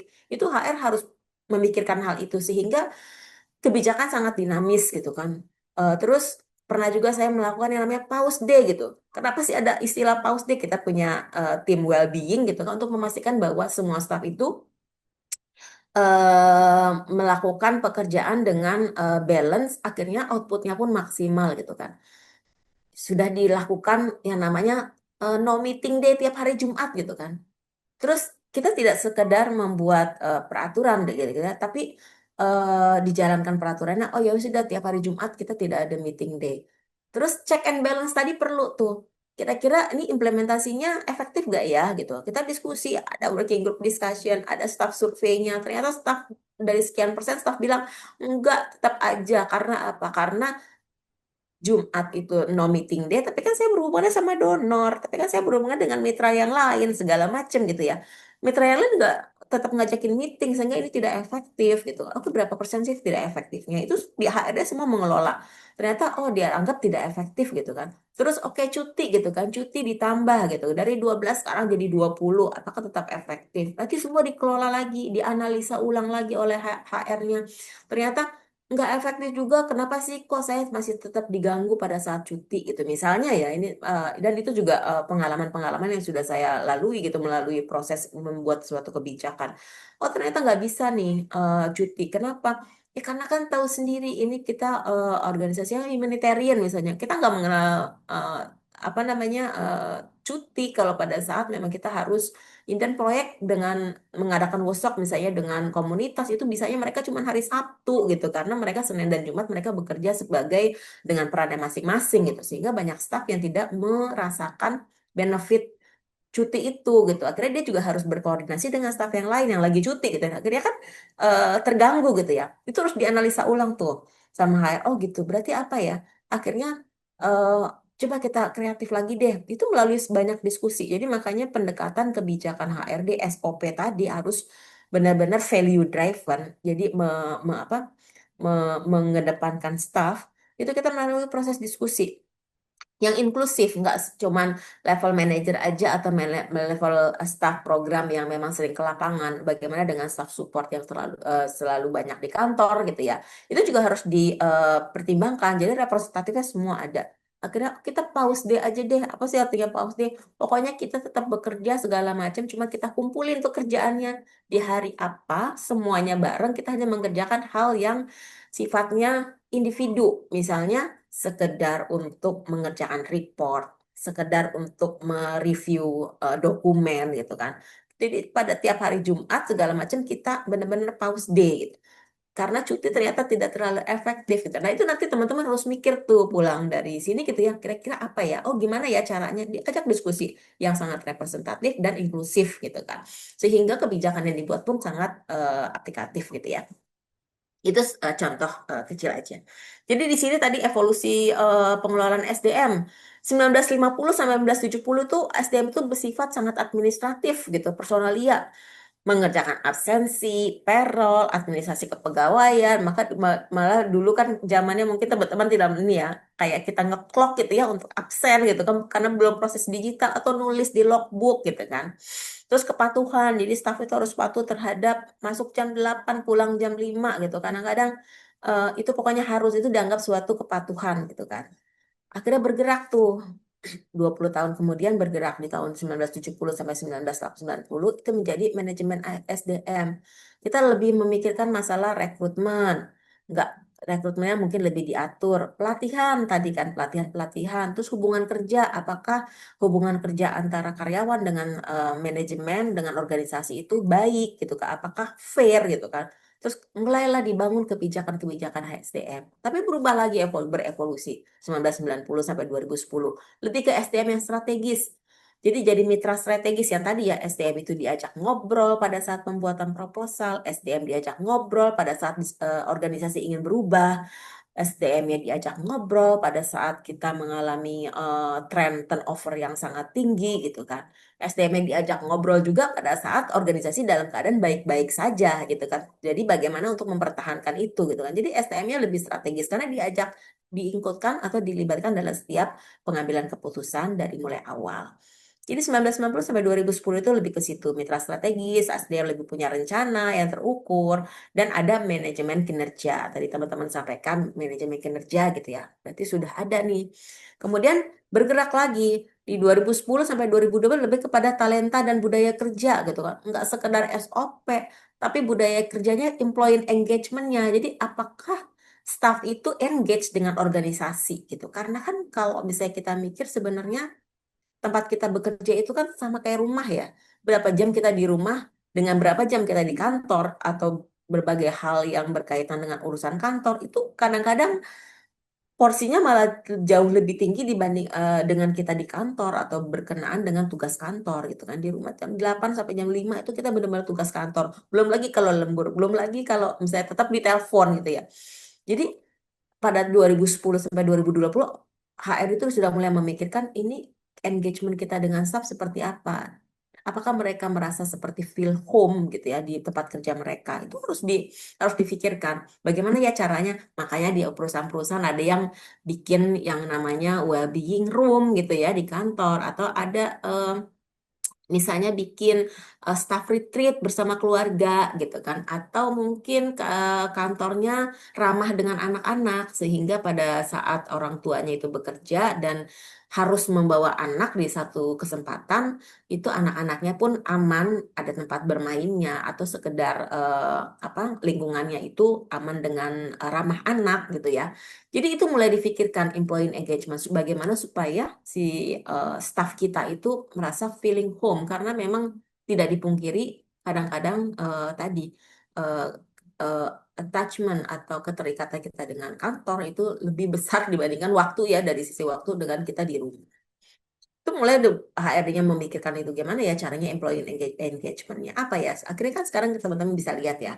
Oh, bisa working from home ternyata karena untuk mengurusi kalau misalnya boleh izin kok working from home pada saat stafnya ada urusan domestik gitu kan. Itu juga bagian dari employee engagement. Terus kepemimpinan. Bagaimana seorang HRD juga berada di posisi-posisi kepemimpinan yang strategis.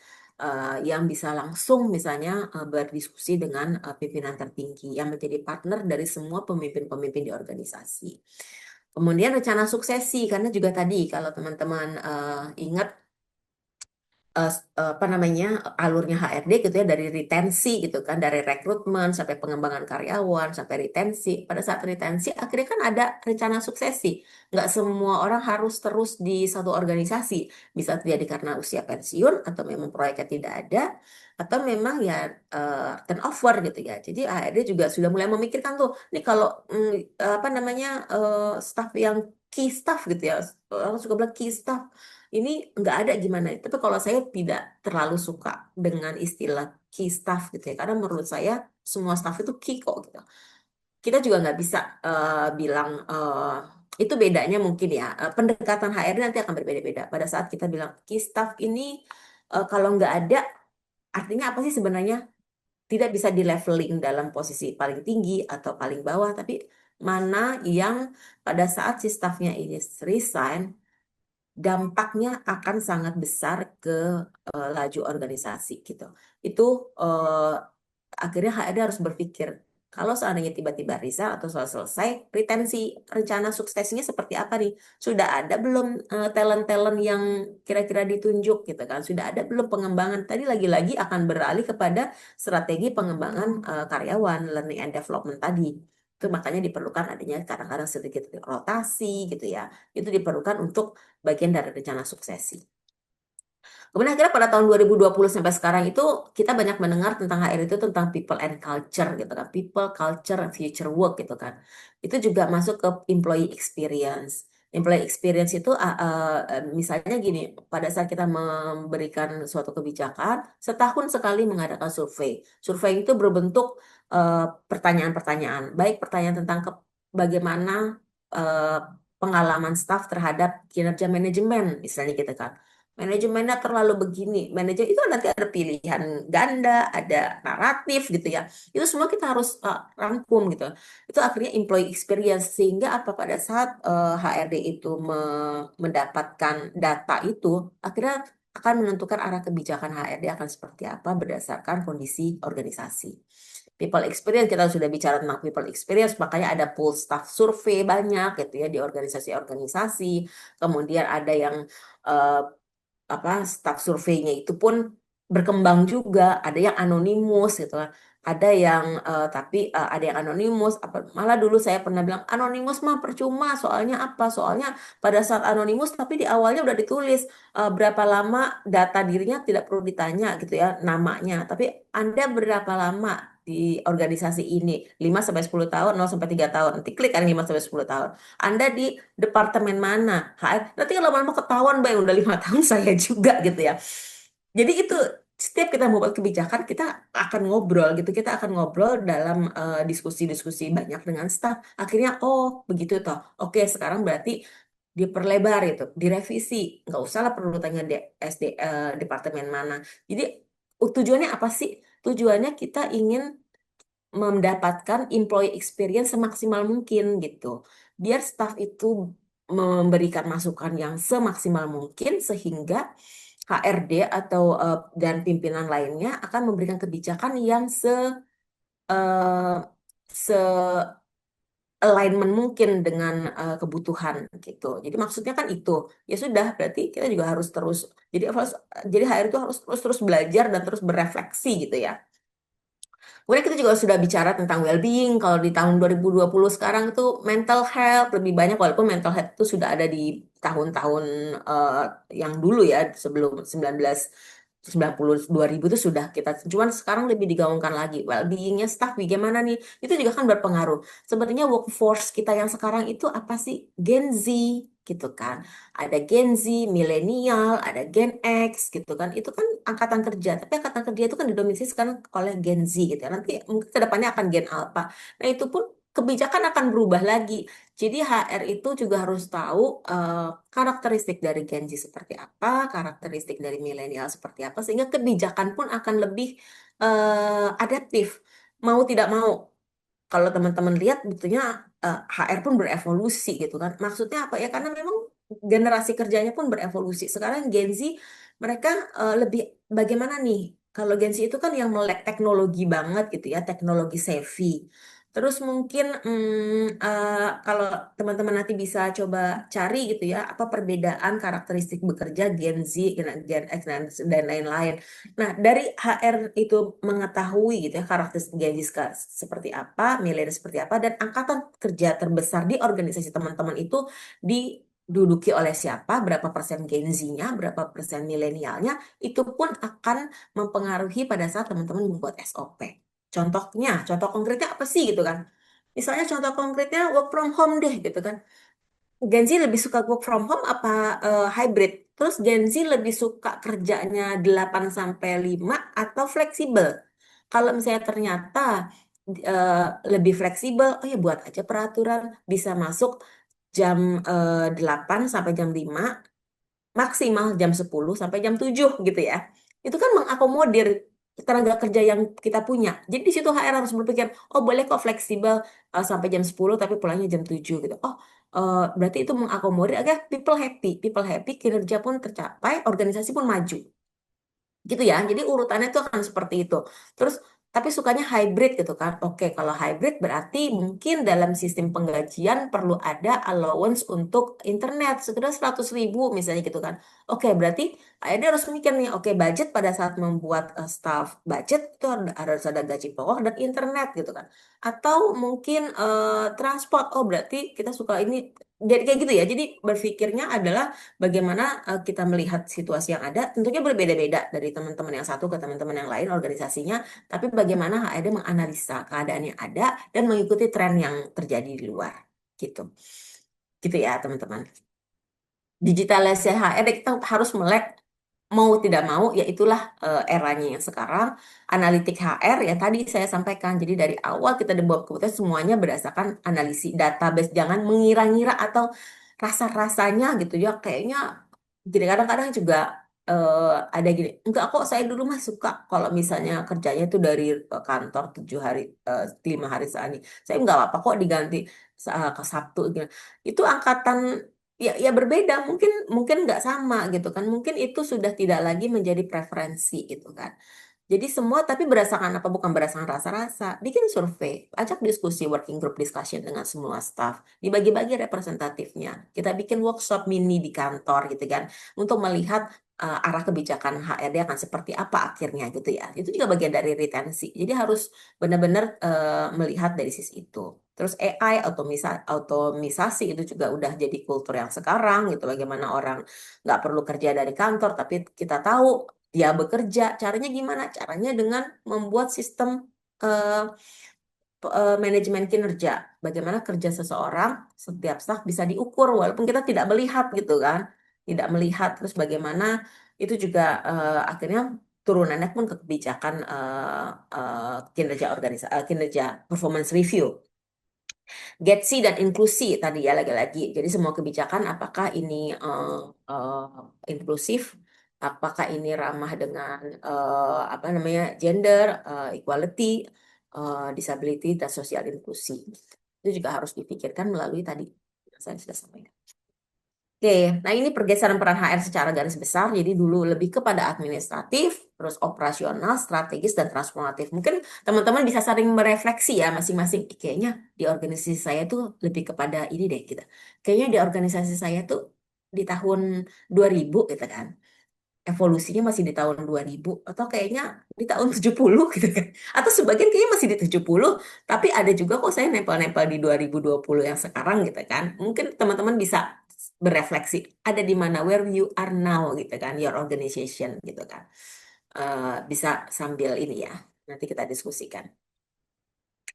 Kemudian relevansi bagi organisasi masyarakat sipil saat ini gitu kan. Jadi SDM-nya harus berbasis kepada visi organisasi. Jadi organisasi mau dibawa kemana, mau ngapain, core bisnisnya apa, terus apakah sampai berapa lama, tujuan organisasi jangka pendeknya apa.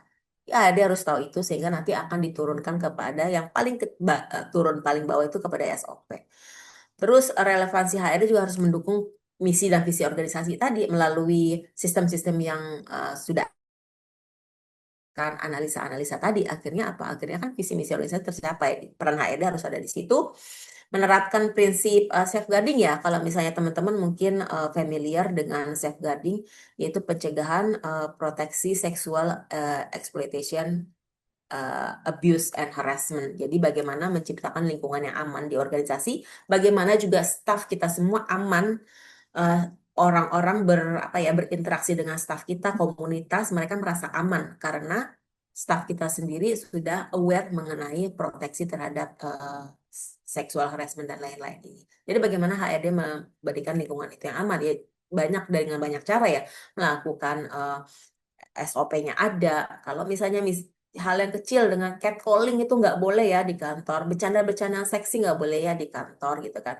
Eh Macam-macam gitu. Itu semua diturunkan dalam bentuk SOP. Pokoknya sudah ada gitu kan. Terus SOP juga nanti akan ada refreshment SOP-nya. Terus nanti akan ada diskusi lagi dengan staf. Apakah ada HRD harus melihat apakah data kasusnya banyak yang seperti ini. Kalau memang banyak, bagaimana penanganannya, itu semua dianalisa. Penanganannya ada, terus bagaimana preventifnya supaya hal itu tidak terjadi lagi. Itu semua kan dianalisa oleh HRD ya. Mengintegrasikan GETSI ke dalam semua SOP, memastikan akuntabilitas kepada donor dan pemberi manfaat. Jadi sebenarnya donor, pemberi manfaat kalau ini semua akuntabel gitu ya. Terus membangun budaya kerja yang inklusif, aman, dan kolaboratif. Tadi contohnya ya, sekedar kita mau pindah kantor aja, HRD sudah harus mikir ini pintunya masuk gak nanti orangnya pakai kursi roda gitu kan. Nanti orangnya kalau mau masuk ke toilet, cukup gak nih gitu kan. Itu semua harus dibikin dari hal yang kecil. Belum lagi nanti hal-hal yang lebih besar lagi gitu kan. Misalnya kebijakan untuk working from home ini sebenarnya ini gak, atau kebijakannya ini ramah gak terhadap perempuan gitu ya, yang dengan punya anak gitu kan. Ini ramah gak terhadap laki-laki gitu. Ini kita bikin kebijakan trainingnya ini oke nggak ya di hari-hari ini. Itu semua harus dipikirkan. Sehingga pada setiap semua kebijakan dan implementasi, kita membangun budaya kerja yang inklusif, aman, dan kolaboratif. Kemudian sebenarnya ujung-ujungnya ini untuk apa sih? Untuk menjaga keberlanjutan organisasi. Apapun organisasinya, kan kita pengen organisasi kita sustain ya. Oke, dari sini kalau ada pertanyaan silakan. Sebelum itu nanti kita akan ada diskusi kelompok. Oke, thank you banget Mbak Ali. Suaraku sudah terdengar, teman-teman. Oke. Nah, tadi di kolom chat ada pertanyaan Mbak Alia dari Kak Asa. Aku coba bantu untuk bacakan ya. Bentuk pengembangan itu berarti organisasi mengeluarkan biaya untuk training, mentoring si orang tersebut ya, gitu. Jadi tergantung. Jadi yang HRD harus tahu itu adalah kita punya metodologi tadi. 70, 20, 10 gitu ya. Teman-teman bisa browsing apa sih 70, 20, 10 metodologi. Dari situ nanti ada contoh-contohnya tuh. 70% itu adalah orangnya harus ini eh, kekerja lah melakukan langsung interview gitu misalnya. 20%-nya coaching udah. Nanti dilihat tuh apakah mana sih kira-kira yang memerlukan biaya. Kalau misalnya teman-teman punya HR atau punya tim lain yang memang perlu diasah kemampuan rekrutmennya gitu kan. Terus dimasukkan ke dalam proses 70, 20, 10 tadi. Bagian 70 adalah langsung mengerjakan, yaitu menjadi awal-awalnya menjadi observer pada saat interview panel gitu ya. Atau sekedar mengumpulkan hasil assessment panel gitu kan. Itu sudah menuju. Dan itu kira-kira memerlukan biaya gak ya? Kayaknya nggak memerlukan biaya deh gitu kan. Oh berarti itu dimasukkan ke dalam agenda training, tapi yang tidak berbiaya. Berarti biayanya terus nol. Atau mungkin berapa berapa hari nanti dibicarakan tuh. Jadi HRD akan memberikan panduan kepada semua manajer bahwa kita kesepakatannya bikin gimana nih, mau nggak ada satu hari, one day, setiap minggu atau setiap bulan kita eh, pengembangan karyawannya dalam bentuk tadi learning langsung on the job gitu kan. Nah, nanti kan tiap divisi atau tiap manajer kan diskusi dengan stafnya. Terus stafnya bilang, Mbak, aku tuh kadang-kadang disuruh buat budget, tapi aku nggak ngerti Mbak sebenarnya budget itu efeknya kemana sih Mbak? Kenapa sih staff cost itu harus 20% atau 10%? Kenapa sih ada operational cost? Biar saya kalau mau buat budget, saya tahu kalau saya salah. Oh, berarti kamu perlu ini. Oh, kamu nanti shadowing di ini ya, di finance. kita sepakat yuk gitu kan. Dalam seminggu kamu sehari ya di sana. Nanti kita ngobrol lagi. Itu kan nggak memerlukan biaya, tapi mungkin harus ditimbang lagi kira-kira itu memberatkan nggak dengan. Tapi nggak bisa mah nggak ada waktu gitu kan. Karena kerjaan saya aja numpuk, gimana saya mau nambah ilmu lain. Nah yang numpuk itu bisa nggak dibagiin lain yang tempatnya. Jadi kayak gitu ya. Itu tidak memerlukan biaya. Tapi pada saat memang benar-benar training yang memerlukan biaya, itu yang harus dikelola. Jadi ujungnya kita memerlukan biaya 100 juta, misalnya 50 juta dalam setahun, gitu kan. Itu dimasukin tuh. Ada gak uangnya? Pada saat proposal awal, ada gak apa namanya eh, alokasi dana itu? Kalau memang ada, nanti HRD akan bisa mengelola. Akhirnya membuatlah training tahunan dalam bentuk-bentuk tadi. Ada yang berbayar, ada yang tidak, ada yang ini gitu. Pengelolaannya di situ, teman-teman.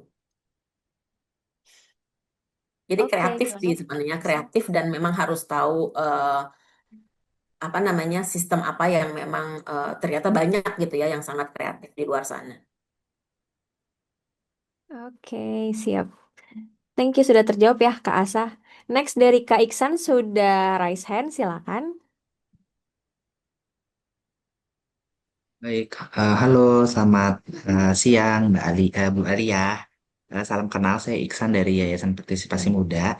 Saya tertarik tadi sama em, materi Ibu yang apa namanya role-role sebagai HR ya. Tadi ada yang administrasi gitu ya. Terus kalau nggak salah tadi setelah itu saya lupa apa. Terus ada strategi sama transformasi. Nah, saya boleh nggak ya Bu dikasih analisisnya gitu ya kayak buat apa bagaimana ya Bu kita tuh bisa menentukan gitu ya organisasi kita ini nih masih di stage yang mana seperti itu.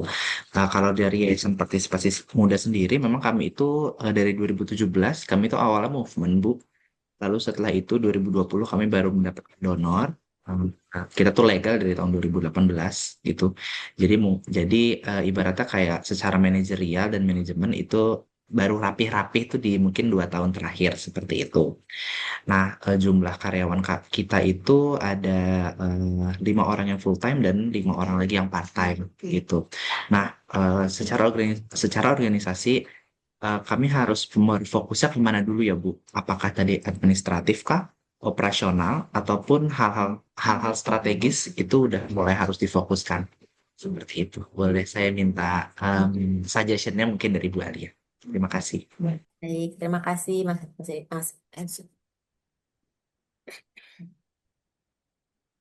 Kedengeran ya suara saya? Aman, aman. Kedengeran Bu? Ya, makasih Mas Iksan. Jadi memang fungsi-fungsi tadi yang pasti, karena tadi kalau lihat yang ada bundar-bundar itu ya, ada fungsi administrasi itu selalu harus ada. Jadi yang harus ada awal banget itu administrasi. Bagaimana kontrak kerjanya, bagaimana penggajiannya. Jadi ke tahun 1950 tuh itu udah harus ada gitu kan.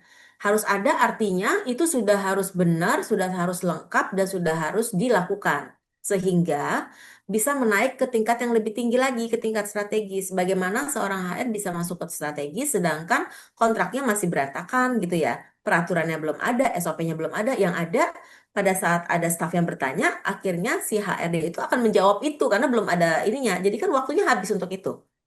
Jadi memang yang paling basic kontraknya udah benar belum gitu kan. Terus apa SOP untuk perekrutan, terus performance kinerja, absensinya mau tadi absensinya dalam bentuk yang langsung atau hybrid atau itu semua sudah dikerjain gitu. Jadi sehingga kalau saya biasanya beberapa beberapa kali saya kerja gitu ya di perusahaan walaupun itu organisasi besar gitu kan. Ternyata pada saat saya masuk yang saya lakukan itu semua selalu ya kayak gitu minimal di 6 bulan pertama itu saya rapihin lagi gitu loh karena ternyata kok ini ya begini gitu karena saya selalu fokus saya bilang KPI saya 6 bulan pertama ini dulu ya gitu kan karena apa karena saya nggak bisa memikirkan hal-hal yang lebih strategis lagi pada saat staff sendiri masih mbak kok kontrak aku dikontrak-kontrak terus sih mbak gitu kan mbak kok absen aku harus banyak kok itu terus gitu yang ditanya-tanyakan terus sampai kapan dong HR-nya mau ini gitu jadi itu harus dibersihkan dulu dirapikan gitu ya berjalan dengan baik nanti diparalelkan ke dalam fungsi strategis HR-nya juga ngobrol nih sama ininya sama direkturnya arah organisasi itu seperti apa sih gitu kan pada saat pitching itu saya diinkulkan dong saya bisa membantu nih itu lebih ke strategis ngobrol dengan direktur programnya program kamu sukses terus kendalanya apa sih nanti kendalanya banyak tuh yang sangat programatik ataupun yang sangat bersifat HR gitu ya, ambil bagian HR-nya, bantu kita. Jadi in paralel. Jadi kalau misalnya menurut saya awal banget ya pastinya apakah absen perlu? Oh, absen ternyata perlu sampai sekarang di organisasi besar pun absen itu pasti perlu karena apa? Ternyata donor requirement gitu kan. Ternyata donor requirement yang sangat rigid gitu. Nah, sampai proyeknya pun dipresentasi absennya. Itu sesuatu yang tidak bisa dihindari. Tapi apakah itu membuat stafnya bingung gitu, pusing? Ya diakomodir supaya stafnya nggak pusing, bikin Excelnya tiap bulan dikirim ke staff kalau memang waktunya dia itu absennya itu 30%, biaya dia itu 30% diambil dari project A, 20% dari project B, selebihnya dari project C.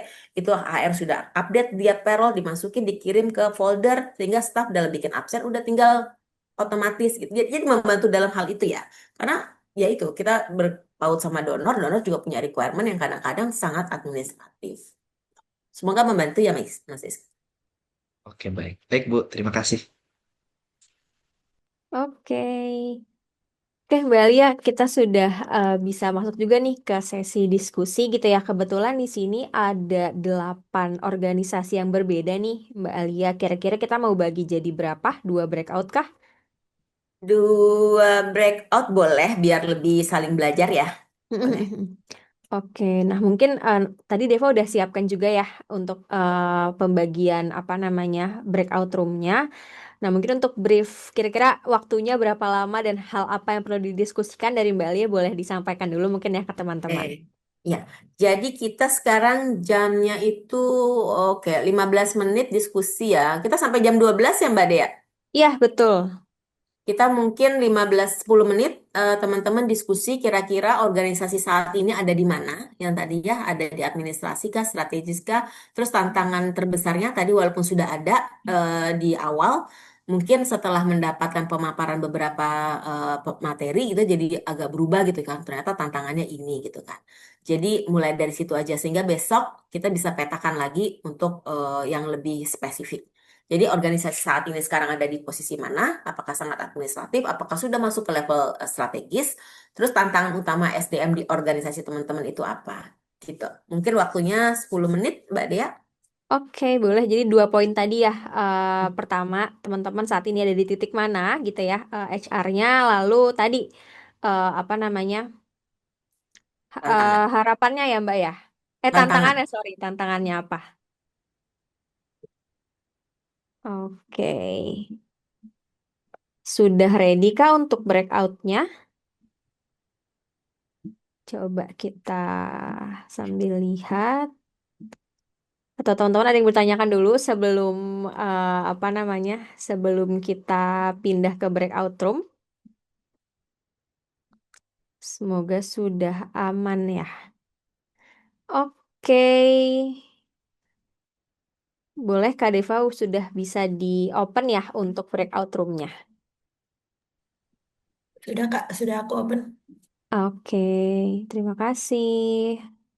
Oke, Mbak Lia ini teman-teman sudah kembali semua ya ke main room. Teman-teman sebelumnya aku mohon maaf dulu nih kita agak lewat dari jam 12. Aku lihat diskusinya seru banget tapi mohon maaf harus kita stop dulu ya. Besok-besok kita akan ada sesi untuk diskusi lagi. Tadi aku lihat aku sempat muter ya di apa namanya room kelapa ataupun room kenari semuanya aktif untuk sharing nih Mbak Lia terkait case organisasinya gitu dan mungkin besok gitu ya kita akan bahas juga yang lebih detail ya Mbak Alia ya gitu. Tapi dari Mbak Alia ada yang mau disampaikan lagi? Eh, nggak ada sih Mbak Dea. Jadi mungkin teman-teman terima kasih tadi diskusinya. Jadi nanti bisa di eh, keep ya karena waktunya habis. Jadi besok kita materinya itu tentang apa ya Mbak Dea?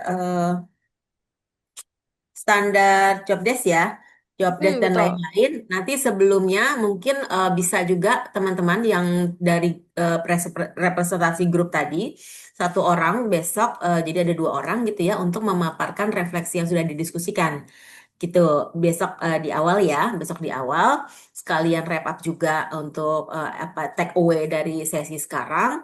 Nanti setelah itu kita akan kupas tentang diskusi yang teman-teman lakukan hari ini. Kemudian kita akan masuk ke pembahasan tentang topik berikutnya. Jadi sekarang kita pemetaan, besok kita lebih kepada praktek yang memang lebih praktikal gitu ya Pak. Tapi paling tidak teman-teman sudah tahu posisinya sekarang ada di mana dan tantangan terberatnya kira-kira apa tuh gitu. Oke, siap. Oke, mungkin nanti coba kita bantu buatkan Google Slide juga kali ya Mbak Alia ya buat teman-teman. Mungkin tadi belum sempat disampaikan semuanya gitu ya. Takutnya terkait case-nya nanti akan kita siapkan Google Slide buat teman-teman. Tiap organisasi boleh taruh tuh di situ biar yang lain juga bisa saling belajar ya untuk lihat oh ternyata hampir sama nih kondisinya, tantangannya gitu ya. Jadi teman-teman silakan untuk diisi. Mungkin setelah ini kita akan kirimkan di grup WhatsApp gitu ya teman-teman ya Google Slide-nya. Oke, kalau gitu kita sudah sampai di akhir sesi. Sekali lagi mohon maaf teman-teman agak overtime gitu ya karena tadi diskusinya seru banget. Kita akan ketemu lagi besok dan silahkan dipersiapkan nih pertanyaan-pertanyaannya dan mungkin tadi untuk case apa namanya posisi dan tantangannya juga seperti apa akan kami share juga nanti ya Google Slide yang bisa diisi. Mungkin nanti sore gitu ya teman-teman silakan untuk dipersiapkan dan jangan lupa untuk diisi buat bahan belajar kita besok gitu. Oke, eh, kalau begitu teman-teman terima kasih banyak. Kita boleh dokumentasi dulu mungkin. Oke. Oke, yuk boleh kita nyalakan. Oke, sudah on nih ya. Oke, aku bantu hitung ya. 1, 2, 3. Satu kali lagi boleh. 1, 2, 3. Oke, siap. Terima kasih banyak teman-teman ya untuk hari ini. Saya Dea selaku fasilitator. Mohon maaf kalau ada kekurangan dan terima kasih juga teman-teman sudah hadir tepat waktu dan mengikuti sampai akhir gitu ya. Terima kasih banyak juga Mbak Alia sudah berbagi sama kita di hari ini. Kita akan ketemu lagi besok. Sampai jumpa teman-teman semuanya. Terima kasih banyak. Selamat siang, selamat makan siang. Terima Sehat-sehat ya. kasih Besok semuanya. ya, Selamat siang. insya Allah. Terima kasih. Bye.